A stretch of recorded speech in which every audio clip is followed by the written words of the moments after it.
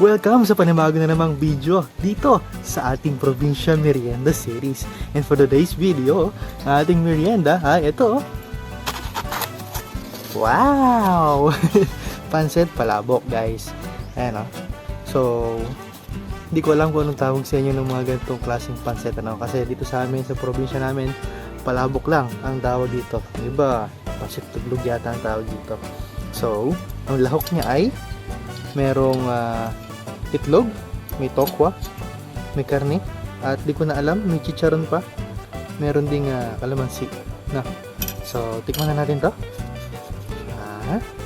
Tigaan natin yung kalamansi. Okay. Tapos, tikman na natin. Hindi ko nahahaluin, sarap oh. Yan guys, ang ating palabok, no? Palabok. Sarap. Sarap. Parang mabibitin ako dito. Grabe. Tokwa. At with chicharon. Grabe yung chicharon. Kasong lasa.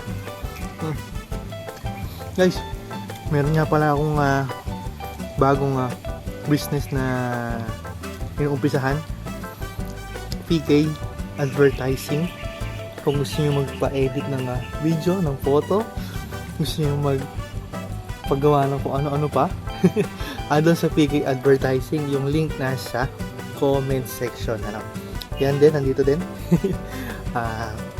Digital marketing, ating pinapasok na bagong negosyo.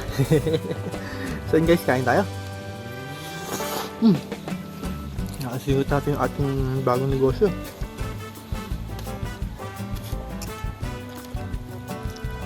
Dabas talaga yung mga ganitong merienda sa probinsya, guys.